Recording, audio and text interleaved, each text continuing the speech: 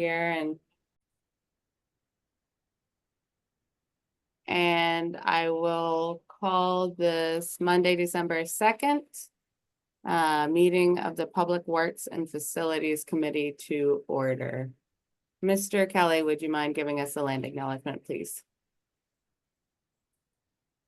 We would like to acknowledge that the city and borough of Juneau is on Tlingit land and wish to honor the indigenous people of this land.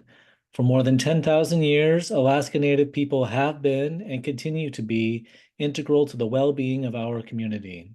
We are grateful to be in this place, a part of this community, and to honor the culture, traditions, and resilience of the Tlingit people. Gunash Chish. Oh, sheesh. Madam Clerk, would you please note the roll? Madam Chair, for purposes of this meeting, I'm running tech, but Ms. Awesome. Hendricks will be clerking the meeting for you guys. So I believe she's noting the roll, so note. Sure, roll is noted and you have quorum. Thank you. Thanks very much. Sorry, Ms. Hendricks. I didn't see a name.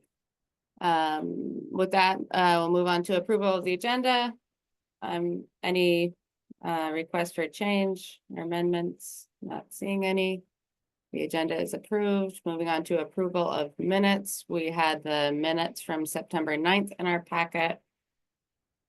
Any requests for changes there or amendments?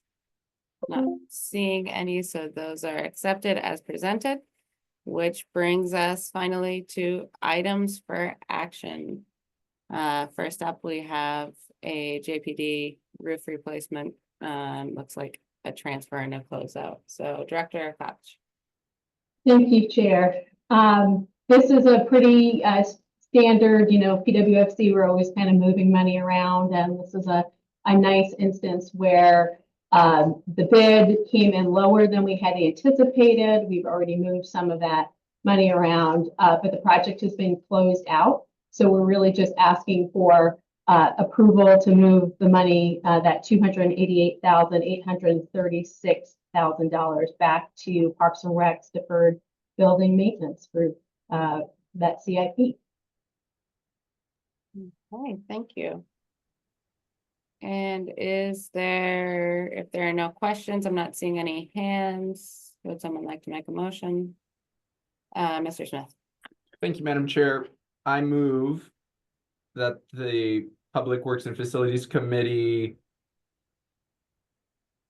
forward the transfer of $288,836 from the JPD roof replacement CIP to the Parks and Rec deferred building maintenance CIP, and I ask for unanimous consent. Seeing no objection, that will be forwarded to the Assembly for full approval. Brings us down to our FY 2026 draft legislative capital priorities list. You've seen this list before. You might have seen it in the committees that you're a liaison to. And Ms. Hall, I'll offer to you because I think this is your first time doing the priorities list. If there's any overview or anything like that you want to interrupt at any point when we're going through this, please feel free to do so. Dr. Koch. Well, thank you, Chair. You scanned these.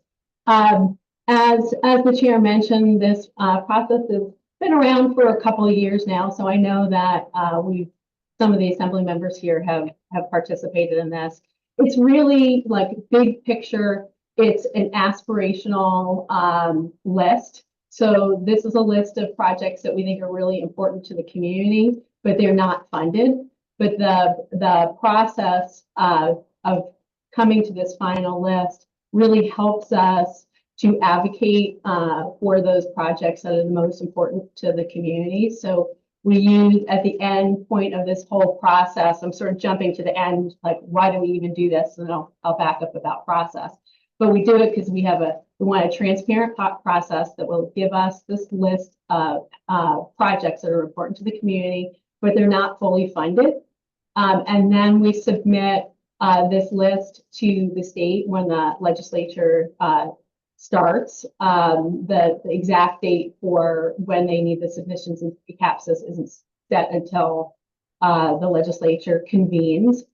So we use it to advocate with the state. We also use it to advocate with the federal congressional delegation on, trying to get funding for projects that are particularly important to the community. So that's sort of the big picture purpose of having this list. And now back up to the process. The process was started when now City Manager Katie Kester was the Director of Engineering and Public Works, and it's a best practice that she brought with her from Homer. And this process has a lot of transparency. We asked, the 40 plus CBJ boards and commissions, or, we give them an opportunity to send us their top 2 projects. The boards and commissions who have responded, they're in that part of this packet, and you can see what they had to say in their own words. So we get that input. Then we're at the step where we come to you as PWFC. We ask for your input. We ask for then after the work is done in this committee, it winds up going to the full assembly and to the COW. And then the goal is to have this list finalized before the legislative breakfast that happens at the end of January. So that's where we are in the arc of this process. Specifically, what I'm asking for you from today is you've seen the list, it's in the packet. This is your opportunity if there's any project that you want to remove from that list. If there's a project that you'd like to add to the list, those are the sorts of things that you could do right now.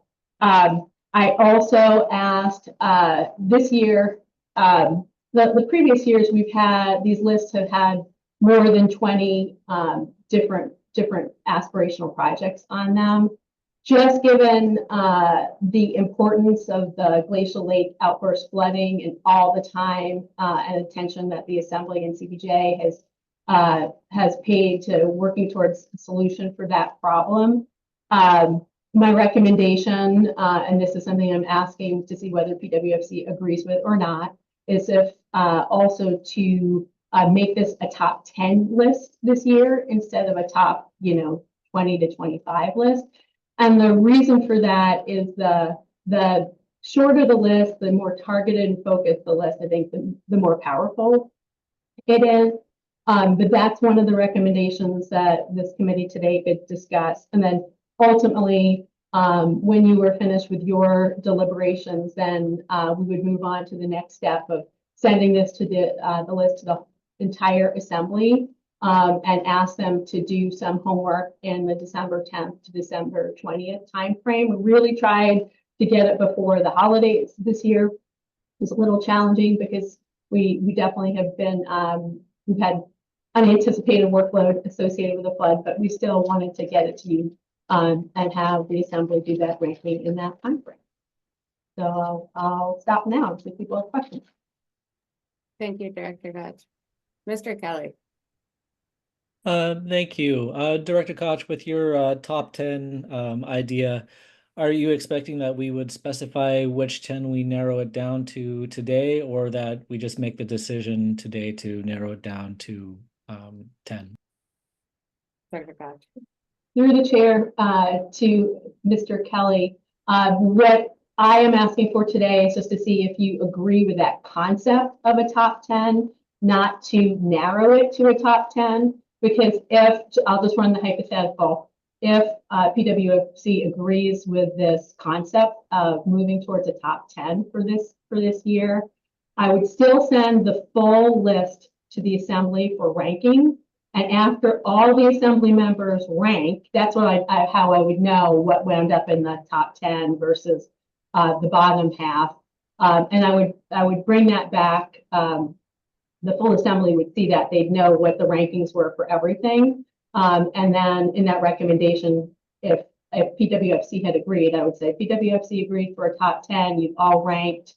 Independently you ranked, and in aggregate, this is what's in the top 10. Here's what fell out. Do you agree moving forward?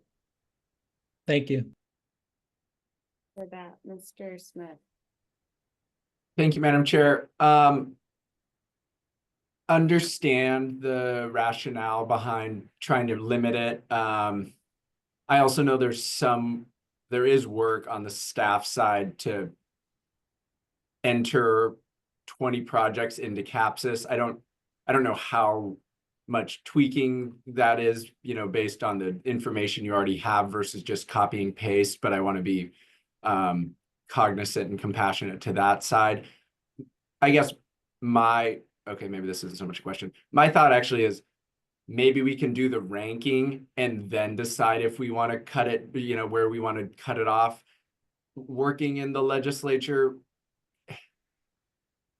it was helpful sometimes just because, we're doing this list early and, before session. Sometimes then, a priority or funding or something like opens up and that it's like, it's maybe not what would be our top priority, but there's political will in the legislature to support something that would be, ranked number 15. And is it our top? No, but do we actually get some money? So overall, can be a good thing. So that would be my thought is let's rank the whole list and then maybe evaluate maybe where we want to draw a line if we want to do so. But I guess Director Koch, could you just talk about, workload on staff by having, 20 projects versus 10? Through the chair to Mr. Smith. It is some additional workload, but it's not unmanageable if the assembly's will was to, rank the full list for some of the reasons that you just enumerated. That's not an unmanageable workload. Thank you for that. And thanks for that question, Mr. Smith. I have some thoughts myself, but I want to see if there are any other questions on this. Okay, I'm not seeing any, so I think if we want to, we have the list or the bullet punch of requested action items that staff needs guidance on. Mr. Smith has brought up some considerations that we might want to take in on at least one of them. But maybe I will start with the first question. Is there a feeling among the committee? Does anyone have a recommendation? There are some items to be added and to be removed from the project list in the memo. Does anyone have a recommendation on that, Mr. Smith? Yeah, I would move that we remove the projects listed in the memo and add the projects listed in the memo. And I'd ask for unanimous consent. My Zoom cut out for a second. Could I ask Mr. Smith to restate his motion? Yep. I would move that we add the projects listed in the memo and remove the projects listed in the memo to the list or from the list, to the list and from the list. And I'd ask for unanimous consent. Great. Okay, so everyone's on agreement there. Maureen, was that? Yeah, please go ahead. Or I'm sorry, Ms. Hall. I would just ask if Mr. Smith could clarify what he meant by that. I'm a little bit uncertain, being brand new to the process. Sure. I think also we're kind of doing it in a weird way. So just to help give you context, I think people are starting to share input on, there's a couple of different questions that staff has in the requested action section. So we were starting with just number 1 to see if we were in agreement, and Mr. Smith was saying we should add the projects that staff recommended, and we can go ahead and remove those ones that we got funding for. And Mr. Smith, anything to add on that? I can maybe be more detailed. These are listed on page 6 of the packet. So I would move that we remove the public safety radio improvements, the JDHS HVAC and heating system upgrades, the municipal composting, and the Aurora Harbor rebuild phase 4. And I would move that we add to the list the glacial outburst flooding response, mitigation and preparedness project, as well as the Aurora Harbor drive down float project. Okay, thank you for Yeah. that, Mr. Smith. Specificity is good for those that aren't, you know, deep in the packet either. So I think that was, yes. Thank you, Ms. Hall. And I would ask for unanimous consent on that motion. And I'm not seeing any objection, so that is decided before it goes to the assembly. And then we had started getting into some conversation, decide whether or not to recommend to the assembly that we narrow our list down to a top 10. So we're looking for a recommendation to come out of this committee to the full assembly when we get to this stage where we rank. Mr. Kelly, thoughts? Thank you. I just wanted to say that I support Mr. Smith's idea of go ahead and passing this full list on to the rest of the assembly and then deciding after we see how things are ranked, what we're going to keep or remove from the list. Great. Thank you for that. Ms. Hall, do you want to weigh in at all? Sorry, still getting used to all the little hand raising. Yes, and I would also echo what Mr. Kelly said, that it would seems prudent to go ahead and forward the full list to the assembly and then go from there. Thank you. Great. Okay, thanks for that. And I will clarify again, the whole list is always going to go to the assembly because we can't rank, or we probably wouldn't be a good process for just 4 of us to try to rank the priorities for the community. But it sounds like we will recommend that we don't narrow our list to a top 10 or a top something until we see where the chips fall. So I don't think necessarily we need a motion on that. Is that good enough direction, Director Koch? Great. Yes, thank you. So we will see these at the happiest time of the year. And we will check our email and we will rank them even though everything else will be busy. That brings us to our next item, construction funding request for Dakazzini-Heaney Playground. Sorry, slaughtered it. Mr. Kelly. Thank you. I have spoken to the attorney about this, and because my stepson does attend the Montessori program, which is housed at Dakazzini-Heaney, I would move and ask for unanimous consent that I be recused from discussing or voting on this agenda item.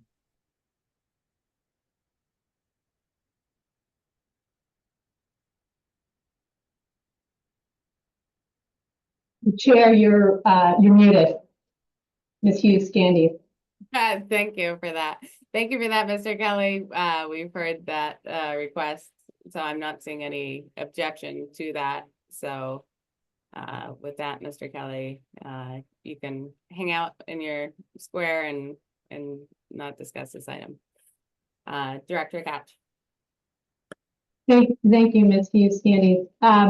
So this one, you'll see that there is a cover memo from CBJ, and it's followed by a memo from Ms. Germain from the Juneau School District. And also in our cover memo, there is a note from the manager's office. So I just wanted to note that we have Deputy Manager Barr, who could speak to the manager's note, and then we have Superintendent Hauser and Ms. Germain, who could speak to the Juneau School District memo. But starting with the CBJ cover memo, one thing that we just wanted to note and emphasize is that, you know, the relationship at Engineering and Public Works is one where we have client departments, and the school district is, you know, is our client department in this instance, but, you know, it could be Bartlett, it could be Parks and Rec, it could be many other entities, but we have client departments, and our client departments ask for different projects. We assign a project manager, and as our project managers will design projects as directed by the client department. But what's important to note there is that we don't edit the client department. So we never say, you know, this is too expensive or you shouldn't do this portion of your project. So just to clarify that, just because the projects come through PWFC doesn't mean that Engineering and Public Works is endorsing the projects or endorsing the budget. Of course, as the assembly, you hold the powers of the purse strings. We did want to provide some information, some comparative information on other playgrounds in the area, recent playgrounds that were constructed. No two are exactly alike, so we tried to put some comments in that last comment box. But this playground is a pretty expensive playground, so we wanted to provide you with some of those comparisons. And you've seen both the school district's letter advocating for the project, and there's also the manager's office who has concerns about the costs. So I'm not sure if you want to hear directly from either of those two entities. Thank you, Director. Mr. Barr, would you like to? We have the note from the manager's office, but is there anything you want to help introduce this topic? Sure, thank you, Chair Hughes-Candies. I think I would say that it is, you know, you probably recall, or some of you, that there was $75,000 appropriated to design this project during last year's budget process. That $75,000 was based on a very, very rough $750,000 estimate. You know, it was just, the concept was take 10% of what the estimate might end up looking like and use that money for design. There wasn't ever a budget or a dollar amount assigned formally to this project. It is typical for that to happen. It is typical for client departments to kind of be not necessarily bound, but use that project budget number as a guide as they're working with their project managers, they're working with their architect, as they're holding public meetings and getting the public's input in on whatever the project at hand is, and kind of design to that budget. But that didn't happen in this particular project. So I think it was normal for the project to grow. At least that's my perspective, that it grew, and that includes you know, very, very nice elements. I wouldn't say that there's anything in this design that is inappropriate. I think everything that's in the design has a public purpose, but I do think it is a very expensive playground, and could be done at a lower cost if that was the Assembly's will. And that is mainly what I wanted to flag for the committee today, is that you certainly can spend $1.8 million on this playground if that is your wish. I do think it is possible to do it for less. And I see hand up for Mr. Smith. Mr. Smith, I was going to offer Superintendent Hauser a chance if he wanted to add anything, but does that work for you? Okay. And thanks to Superintendent Hauser for being here. Is there anything you want to flag from any of the materials? Thank you, Chair Hughes-Candies. I just want to take this opportunity to thank the Assembly for, you know, giving us the opportunity to have this conversation. You know, during the consolidation, the relocation of Montessori Borealis and Juneau Community Charter Schools to the Zontekehini campus, really created a situation where we needed to have access to a playground for students there, but also know a number of us have heard from the Lemon Creek area and the families around there having a community playground in that space. And so really see this as an opportunity to provide not only a playground for elementary students, but also for the community in the Lemon Creek area around the Zontekehini campus. I think, as Mr. Barr said, you know, as we came into, from the school district perspective, you know, looking at The design process, we had the $75,000 that was appropriated to look at the design, looking at similar playgrounds for the size and the number of students enrolled, the age groups that are impacted, as well as trying to keep into consideration that we do want this not only to be a school playground, but also a community use playground as well in a community use space. That was where the process for the design came in and around the cost for that. As I'm sure Director Germain, who is also on the line here, and I do want to give her an opportunity to speak as she's the new Director of Operations for the Juneau School District. But as we were going through and talking about the project and working with and getting community feedback as well as feedback from staff members, just trying to use that as a guidance for what was seen, not only from a enrollment size and the number of students and the space needed to have, playground space for students that were released throughout the day, but also, like I said, having some of those community elements as well that we felt was important for that area. In this letter, you'll see that one of the requests is a consideration for the Assembly to approve the use of JSD deferred maintenance funds up to a third of the cost for the projected cost of this. And so that is one area that we wanted to also try to provide some support for the project through some of the deferred maintenance costs as well, knowing that the deferred maintenance cost is for supporting building deferred maintenance, but also seeing this as a need as well. And so those are some of the main pieces I just wanted to speak to, and then I didn't know if the chair would like to hear any more from Director Germain on specifics about this project any more than what I have spoken to. I think that gives us, thank you, Superintendent. I think that gives us a good oversight, maybe a good time to allow for questions, which I imagine Mr. Main will probably be most qualified to answer on specifics. So, Mr. Smith. Thank you, Madam Chair. I guess I have a question, in terms of the JSD deferred maintenance funding source. I get that that's JSD funds. I guess my thoughts are, we use some of those, or JSD puts forward some of those funds for this project. What does that do in terms of providing adequate maintenance for our schools? And in the end, will it actually be a $1.8 million project funded by, city funds? I mean, they're all city funds, but I guess I appreciate the flexibility and creativity there. I'm just kind of wondering if at the end of the day or in a year or two, we will be putting up that money somehow anyways. Mr. Barr, you have your hand up. Go ahead. Thank you, Chair Hughes-Candies. Mr. Smith is correct. And Mr. Superintendent Hauser can certainly correct me if I'm wrong here, but my understanding is that the deferred maintenance funds that are allocated for the school district facilities are funds that come from the Assembly, from general fund.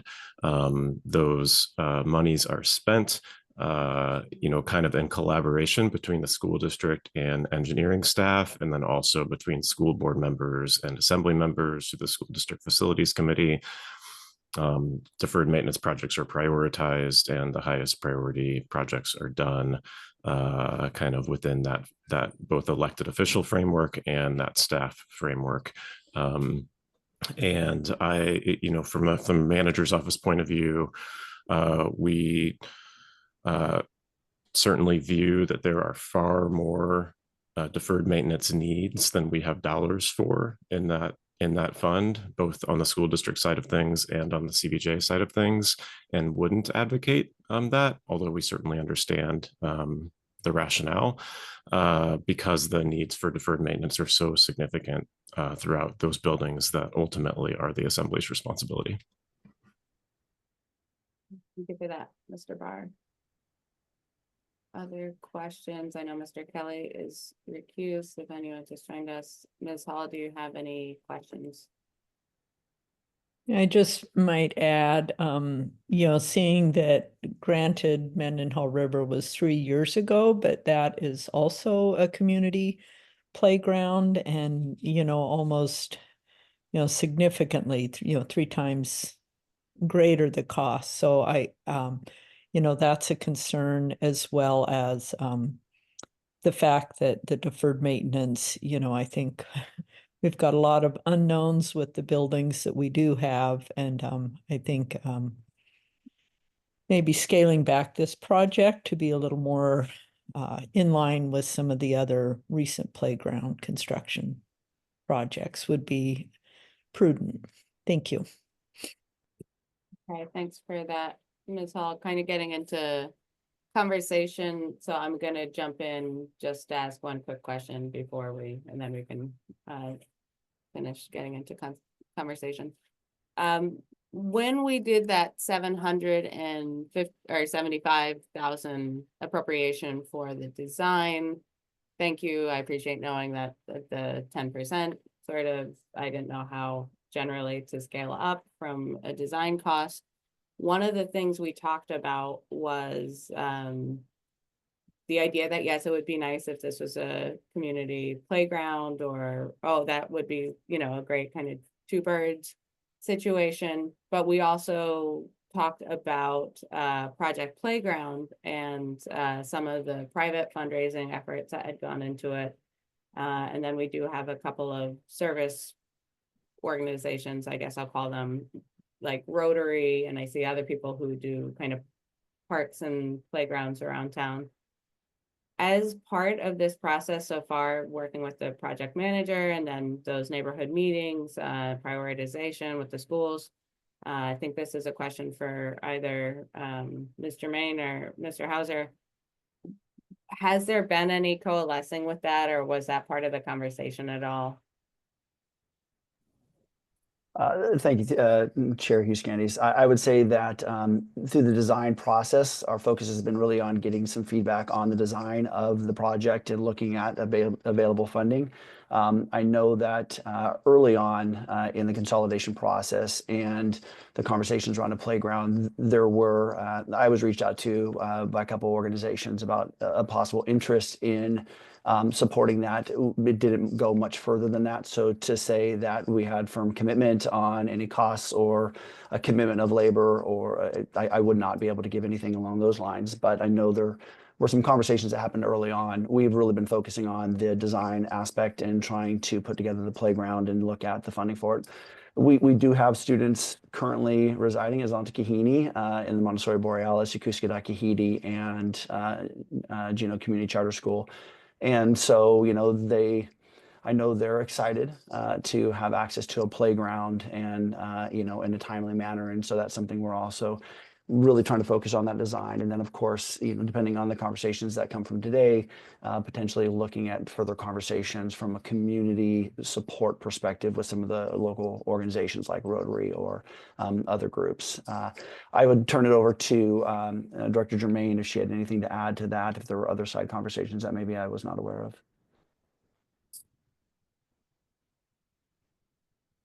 Through the chair, is it appropriate if I answer? I would just confirm what Superintendent Hauser said.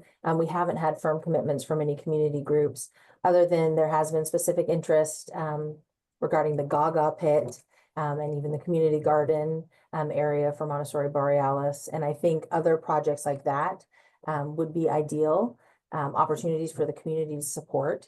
But the overall playground and getting the main safety servicing and playground equipment, we haven't had any commitments from community organizations.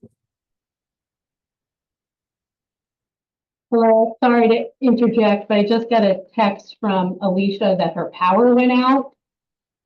So she's fallen off Zoom, as people probably have noticed. Maybe we just give her a minute to see if she could hop in on her phone.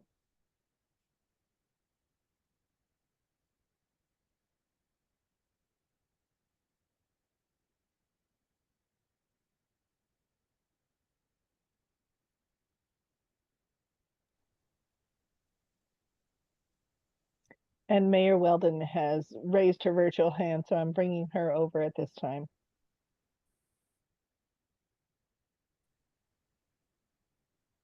Hey, Madam Clerk, can you hear me? Yes, we can, and we just had Miss Hugh Scandies rejoining us, so I'm promoting her to panelist as well at this time. Okay, I have a question when you're ready. I think this is a good time. Go ahead, Madam Mayor. Okay, and this is for Superintendent Hauser. So talking with our attorney, Ms. Wright, this morning, she thinks that this would fall under the cap. So are they willing to give up money under the cap to have this playground would be my question.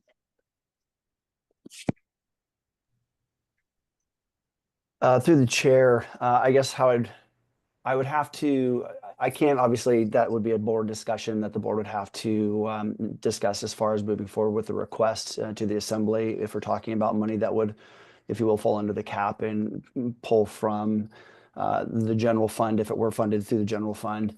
I would say that as we're looking at FY26 budgeting, one of the uncertainties we have is if there's going to be potentially a BSA increase. We are still working with a base student allocation of $5,960, which saw a $30 increase, 0.5% last year, and has not seen an increase since 2017. The one-time funding really led us to a spot that brought in an additional $5.2 million to the district, so approximately 5.2. That'll just depending on our final count. But approximately $5.2 million additional funding to the district for this school year. But that was one-time funding. We do not know what funding is going to look like next year. And so the district, depending on what the legislature does, could be in a situation where we're looking at deficit revenues coming in, which would have an impact on the available funds to be used for other projects. Again, something I really can't answer right now. That would be something the board would want to answer, but a lot of it is dependent on funding from the state. The assembly, you guys have always been really good to fund to the cap, but anything that falls outside of that would most likely have a direct impact on the number of staff we're able to provide for students, whether it's increase in PTR, reduction in certificated teaching staff, without knowing what the legislature is going to do with an increase in the base student allocation. We have to budget based on what we know. Okay, thank you for that, Superintendent. I don't know if I cannot see you all. I'm back on my phone. My computer died. It sounds like we just got an answer to a question from Mayor Weldon. Thank you for participating. And we were moving towards wrapping up conversation and probably making a motion. Mr. Smith, I see your hands up. Thank you, Madam Chair. I guess just a comment and then we can see about a motion. I want there to be a playground at Zontagahini. I want it to be good for the students. I want it to be good for the community. I have concerns about a $2 million project that is city funds and is maybe pulling from critical funds for infrastructure and maintenance at the buildings to keep the lights on and keep heat on and all those things. I guess I have concerns on the $2 million project. I would like there to be some either scaling back and then maybe some community work or donations. I mean, I'll bake something for the bake sale anyway. Like anyway, that's my perspective. Just at this time with the financial state we are in and the numerous, demands on resources, $2 million project, the $2 million playground is too much for me. At least $2 million in purely city funds. So that's my comment. I'm not sure I can think about a motion, but I'll maybe stop talking for a second so I can. Okay, great. And I'll chime in since you both already have, I think, same wavelength. I really want to see a robust neighborhood playground there. Happy to help with trying to connect other outside funding sources so that we can work towards building that up if we have to start with a scaled down playground with the city funding now. But I think like Superintendent Hauser said, we have to budget with what we know, and based on what we know about school funding and the overwhelming need versus not enough funds, and now possibly with the state, and courts telling us that we, you know, maybe needing to fund less than we have been funding. I don't think we can afford a playground of this size. So I think generically, I don't know if anyone's going to have a number today, but I would just say, as I'm thinking through this, I think generically we might want to direct a rescope, and maybe Mr. Barr, Director Koch might have language around that. That's probably most descriptive, but do you have a thought, Mr. Smith? You look lit up on my screen. No. Okay. I will ask Director Koch, do you feel like you need a formal number, or what would be most helpful at this point? You kind of heard the discussion.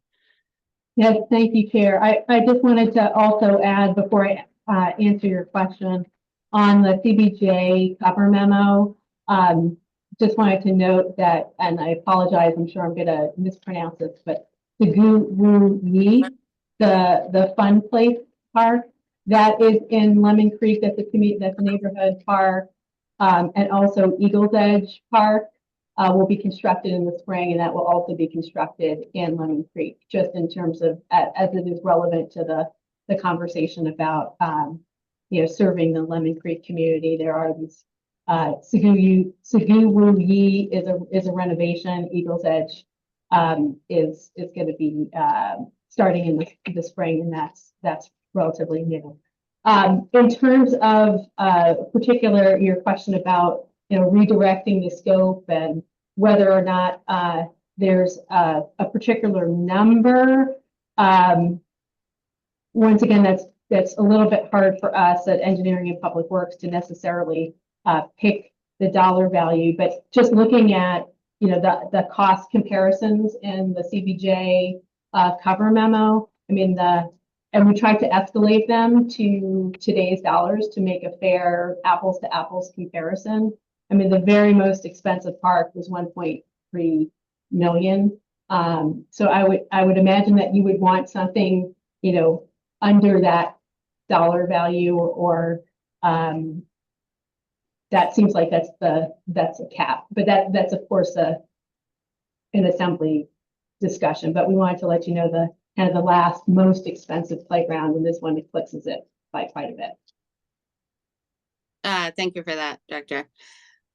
So then it sounds like possibly maybe we do want to put a number onto that. I don't know if there are numbers in the heads of the committee members. Obviously, Mr. Barr had referenced when we did the 75,000, you know, if it's a $750,000, you know, I think that's roughly how they came up with that number to include. So I don't know if that same number that ties back to our original appropriation makes sense, or you could go smaller than that. It just depends on what the committee is feeling. So Mr. Smith, is there any number? And so not to pick on you, Ms. Hall, do you also feel free to chime in if you have a number in your head you want to take a stab, either one of you. I can give it a shot, Madam Chair. I mean, again, things have gotten more expensive. I realize they have escalated these costs. I guess I'm kind of between 500 and 750. And maybe that's just like, that's what we'll put in. If they can get other sources, hopefully we can get a nicer playground, but I'll try for the. Go ahead. I would move that we, you know, ask for a rescope with a base CBJ contribution, city contribution of $500,000 for a playground at Zonta-Kahini. And I'm not seeing any objections, so that's the direction for now. How's that sound? Okay, I'm seeing nods, so that's sufficient. Thank you for joining us, everyone from the school district. We appreciate your time. Okay, so that moves us along. Sorry for the interruption to proposed uses, and we welcome back Mr. Kelly. Director Koch. Hello, thank you. So this is another pretty substantive item. You'll see, we sort of broke this up into multiple documents. I will say, maybe I'll start with the easiest one first, which is Floyd Dryden. And Floyd Dryden piece is essentially just an update to let you know that we are working with the assemblies, number one, the users, which were, or number one and number two, which is CPJ, Parks and Rec, and Tlingit and Haida. And there are negotiations happening between CPJ and Tlingit and Haida right now. And we expect to bring the assembly a draft, an update of those negotiations and perhaps a draft lease in early 2025. And that's in some ways sort of the easier one. So I'll start there and I'll stop and note that while we still have City Deputy Manager Mr. Barr on, he's been deeply involved in those negotiations and I haven't. So if there are questions about the Floyd Dryden piece and those negotiations, maybe we could start there. If not, I'll move to Marie Drake. Are any questions on that piece? For Floyd Dryden, I'm not seeing any questions. Okay, let's move to Marie Drake. All right, moving on to sort of the harder one here. So initially we had, and in some ways, I think, in my mind, we had started Marie Drake and Floyd Dryden on similar paths in terms of way back when we started, we asked for proposed uses of Marie Drake and Floyd Dryden, and we had we had the same deadline, and that was in May, and we were giving, open house tours at the same time, and they were running on essentially a parallel track. I think that now we're really talking about things have changed enough at Marie Drake and Floyd Dryden that they are no longer on parallel tracks. I feel like Floyd Dryden is moving ahead as we had initially intended. The assembly has picked their favored users, and we're working with them on negotiating tenant improvements and negotiated leases. Marie Drake has taken a turn. I'd say that we have a detour for sure. So first of all, I think when we just started with our usual process of having conversations with proposed users of Marie Drake and the favored proposed users, that we had some back out. And so all of Marie Drake is not even allocated. So I think that's important just to note that we've got that 7,600 square feet are currently unallocated. But I feel like the bigger issue is really this asbestos issue.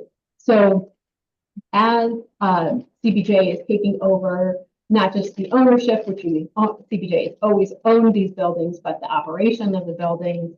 And we started sort of poking around in there. We had a high level of concern that there was asbestos in the buildings. We followed up with using an independent contractor, Nortec, to verify those findings. The findings were, maybe the silver lining is they didn't find asbestos in the breathing space, which I think is really, we all, exhaled, and we're happy to see that result. So that was the good part. The bad part was that there is still lots of asbestos components in those HVAC units. So then we really started thinking about what it would take to do these renovations, and there are so many divergent paths, and they're so different cost-wise that we wanted to come to PWFC to have this conversation and to get your feedback. So if you are looking at the last page of the Marie Drake memo, where it lists out the options, you could see that even just we could decide as a community that we don't want to do we just want to do the bare minimum just to keep that building from molding and those sorts of things. That still and keep it in that classroom wing in an unoccupied status. That still has, some costs there. That's the $40,000 cost. But then when you start looking at the cost to abate the HVAC system, that's that $2.8 million. That's option B. Then when you also add in, even if we were to abate, thank you, Madam Clerk. Even if we were to abate and then have tenants in that classroom wing, they're going to want improvements. And our estimated cost of those tenant improvements is that $3.2 million. And then there's also in option D, because we initially had thought that some of the displaced city workers would move to Marie Drake.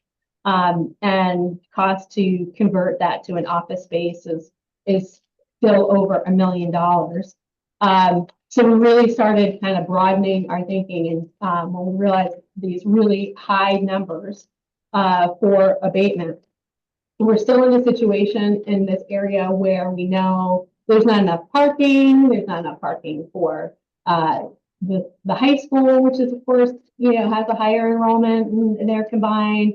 If this does have tentacle to the new city hall discussion, if we wind up moving into the Burns building, that doesn't have enough parking. It led us to also consider, well, what if we, demolish the whole building? What if we did partial demolitions and created parking in those areas? So there's, if you look at, it's that the latter part or the second portion of that table, the options demolition and parking for option 1. You can see that's that cost, that roughly $9.2 million to demo the entire building and replace it with parking. And that would add a pretty substantial number of parking stalls, of 212. Then I want to talk a little bit and distinguish between option 2 and options 3. So option 2 is this demoing the classroom wing, backfilling with parking, retaining the gym and the planetarium. And the reason for that is there was already some asbestos abatement work that was done in those sections of the building. So we don't have the asbestos concerns in that portion of the building. We do also know that there's, a high interest in community use for the gym that ranked really highly for Marie Drake. And the planetarium is, just a hop, skip, and a jump away from the gym. So if we were keeping the gym, it would make sense to keep the planetarium as well, especially since it had been abated. That gets you into the ballpark of about $8 million. It would create these additional 93 parking spaces. Then one of the important differences between option 2 and option 3, so option 2 is 100% demolition of the classroom wing.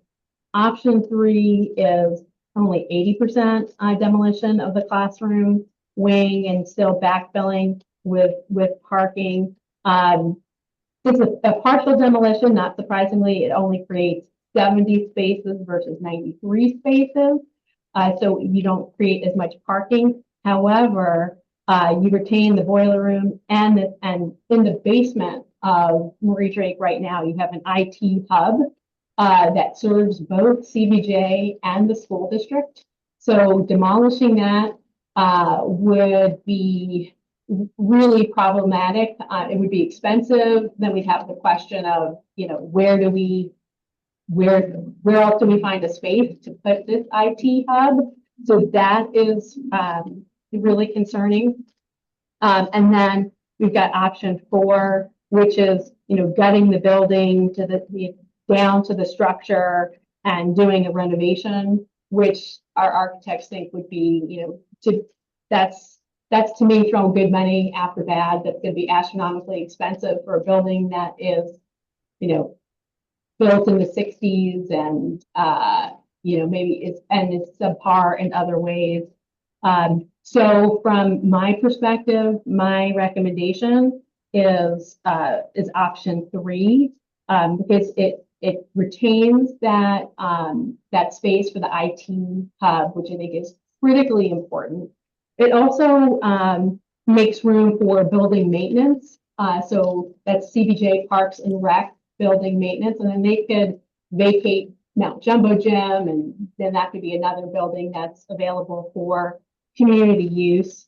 But these are, of course, are really, really big numbers, and I wanted to have the conversation here at PWFC and sort of have an opportunity for you to give us some feedback and a gut check on where you think that I feel like we're at a fork in the road, engineering and public works wise, and it'd be really helpful to understand where you think we should focus our attention, and then we could bring it back to the full committee of the whole for further discussion and any other sort of research or answering questions that this committee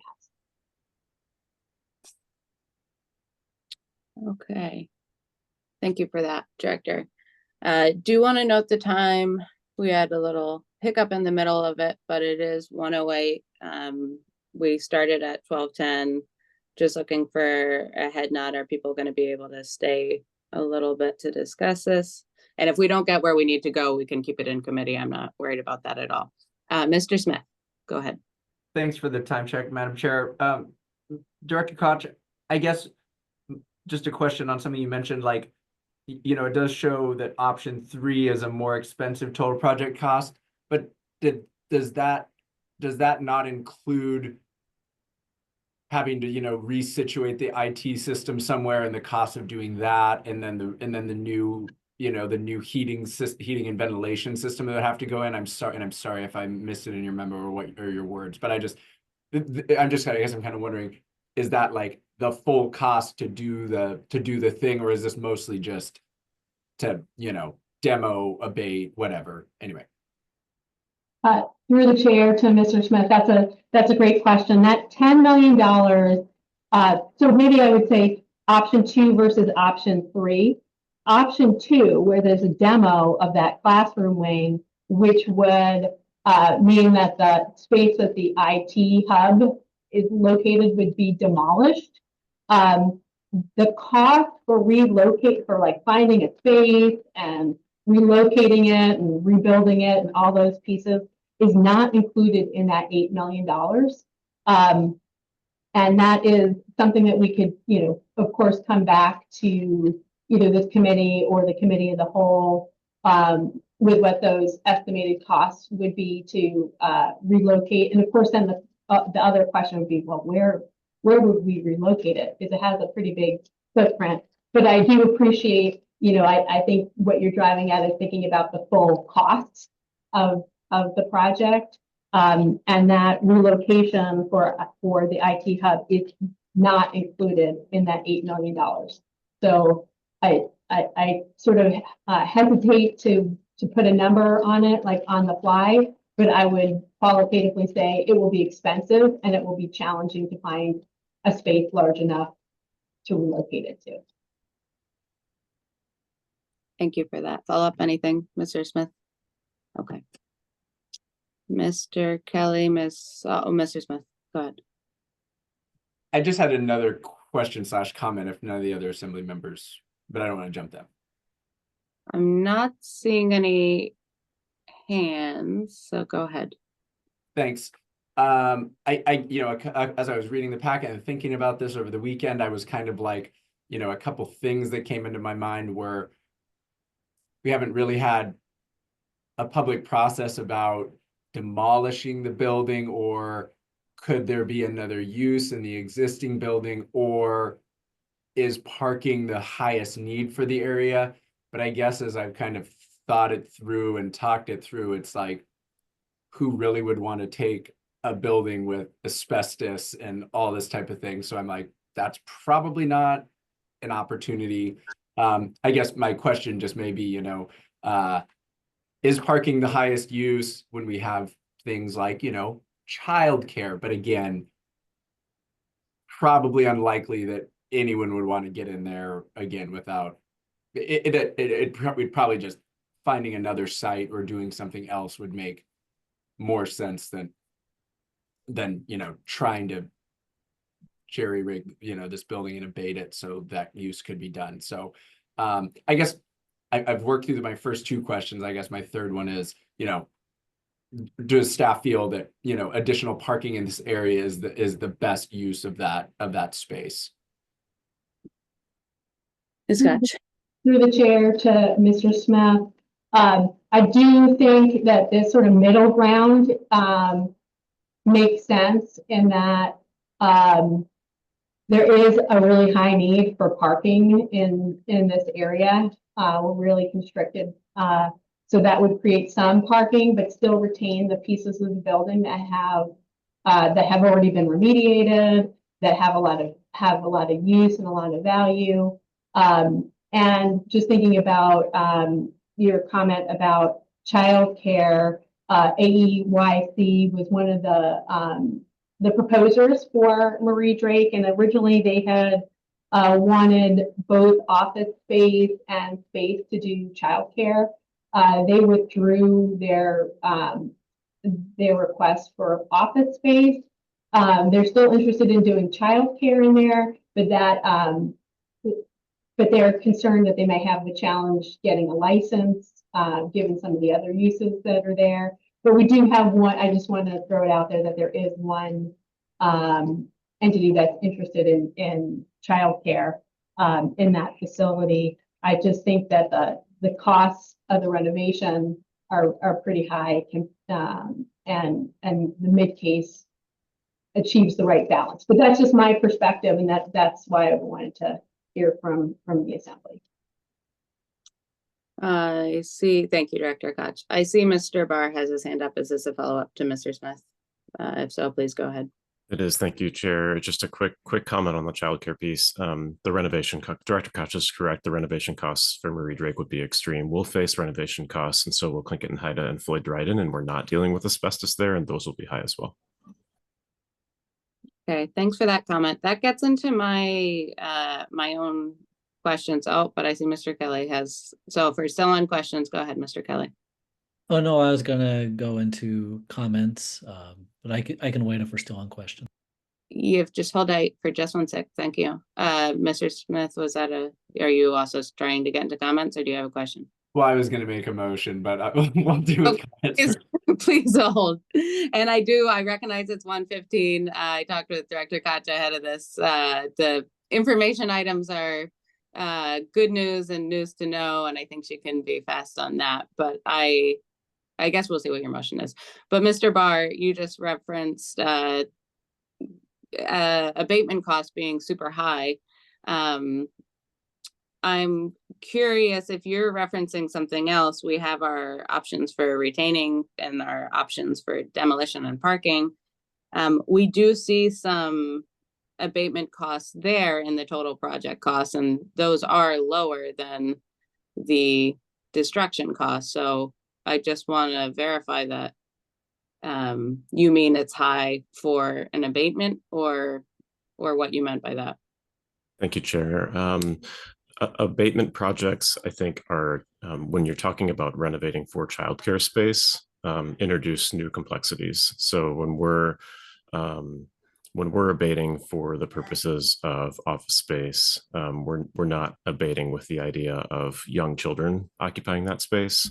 And we haven't done the math on an abatement project for conversion to a childcare space, but what I intended by mentioning that is I expect that they would be significantly higher than they would be for kind of typical abatement. Okay, thank you for that clarification. That helps me. Okay, we have asked several rounds of questions. We have identified certain things that we don't have off the top of people's heads, but they could go out and get if we wanted them to. I have my own thoughts of things that I might like to see that are probably not off the tops of people's heads that I might want to see as an option before I made a recommendation. It is 1:17, but let's see what your motion is, Mr. Smith. And then Mr. Kelly, you can weigh in. Thanks, Madam Chair. I would move that the Public Works and Facilities Committee direct staff to you know, pursuing or moving forward option 3, the demoing of 80% of the classroom wing, backfilling with parking, retaining the boiler room IT hub, and then the gym and planetarium wing, and investigate and then move along to the assembly for, you know, fuller consideration by the full body. That would be my motion. Okay, thanks for that. I'm gonna object. Mr. Kelly, go ahead. Thank you. And actually, I was just going to say that I would be in favor of the proposal that Mr. Smith just made. So I don't really need to speak to that at this point. Okay, great. Thank you for that. I'll just take a second to speak to this. I would object to that motion. I don't think we are there yet to where I am convinced that demolishing 80% of the classroom wing makes sense, just based on these tables and these numbers. I frequently, although I'm aware that's a pinch point over there, I look really hardly at the idea that parking is the highest public purpose for our spaces. Land, as we know, is a priority here. Buildable land is a priority. Structures, to some degree, even when flawed, I also see as something that we really verify that we don't need, and there's nothing we can do with them before we demolish them. And I do acknowledge that Marie Drake's in rough shape. I would be curious what the costs of those abatement are. I have questions about keeping the boiler room IT hub. I have questions about what it would cost to relocate it, what those relocation costs would be, and what the viability of relocating would be to another space. Like what is the actual, is there anywhere it can be relocated? Because I know over the various years when talking with the school board and looking at this particular space, I heard in various answers to questions and tidbits of old packets that where the IT hub is actually a terrible place for an IT hub. And it puts it in all kinds of danger. Not that I would know that, but that is something I've heard in answers to questions. So I would prefer to find out some more of those things before forwarding it on to the assembly. So I am going to object to this motion, but if the clerk will call a roll. And Mr. Kelly, do you have anything? If you don't have anything urgent, go ahead. Just a clarifying question. So it was my understanding that we might be hearing this in the committee of the whole later. Was Mr. Smith's motion that we forward this to the assembly or that we forward the committee of the whole? I think he recommended we forward to the committee of the whole. Is that correct, Mr. Smith? I just said recommend to the full move to the full body, but that seems like the appropriate place. I hadn't specified, but I was envisioning that's where it would go.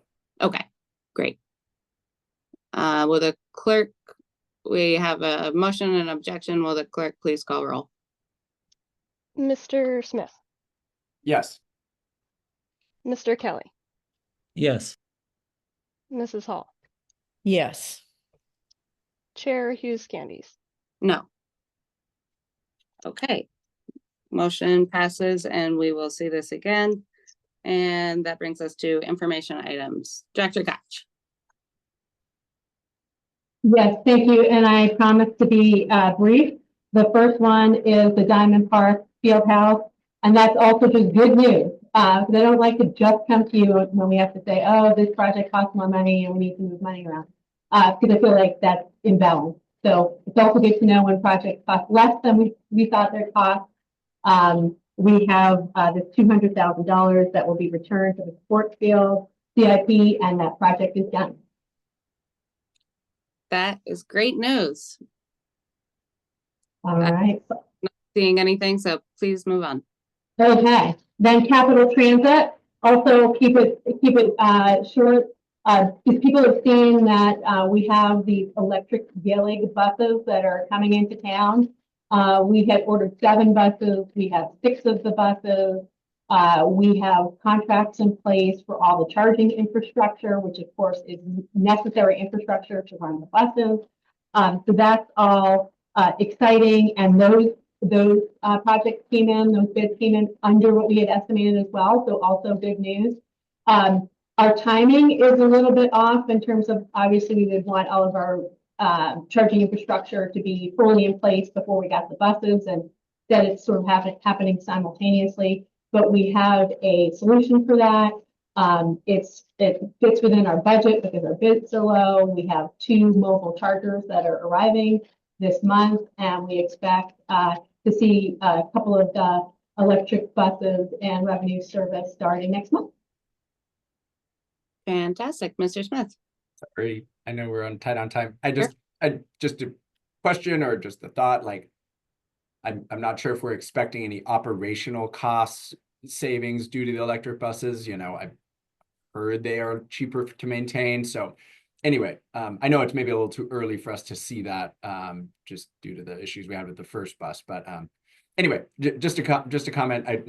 No response necessary. And I can talk to you about that, Director Koch, offline. Thanks. I like that thought, Mr. Smith. Manifest savings. Go ahead, Director Koch. Okay, through the chair to Mr. Smith, I just want to say quickly, we do anticipate that there will be operational cost savings, and we'll report back to you on the actuality. Right. And then the last informational item is the item number 8, lead service line inventory. And mainly, I just want to make sure, especially anytime that we're doing like mass mailers to the community, that the assembly is aware of it. This lead service line inventory, this work, really important to remember, this is required by the federal government. It is not optional. It is rooted in the Flint, Michigan lead crisis. You might remember, because I've come to PWFC before, when we did our initial mailing and we were asking people to identify the materials that their drinking water lines were comprised of. We got a relatively low response rate, so we are required to do another mailing, and that's the step that we're in now. Great. Are there any questions about that mailing? Or about why we need to do that? Okay, I'm not seeing any. Thank you for keeping us informed, and thank you for the good news on the things moving forward with the field house and the transit center. We're about 15 minutes past. I think now is a good time to ask for these committee members. In the last couple of cycles, these meetings have started at 12:10 or 12:05, whichever it migrated to, because the chair couldn't be there at 12. I talked with Director Koch about it, and she's flexible. So what works best for this committee is, would you like to go back to 12 or is this fine? Mr. Kelly. Thank you. And actually, the previous chair, Bryson, had initially moved it up to 12, but I actually found that 12:10 is more convenient for me because I work downtown. So it's actually easier for me to walk down to the state office building and be there in time for the start of the meeting. Okay. If that works better for people's work schedules, then we will keep this time, if there's not an objection. Okay. Thank you for your engagement today then with a couple of substantial issues. Contracts Division activity report, we had it in our packet. Are there any questions on that? Any comments, Director? No Okay. comment. All right. Well, with that, our next meeting date is January 27th at 12:10 p.m. and we will see you then. Thanks all. Thanks, guys. We're Thank adjourned. you. Bye.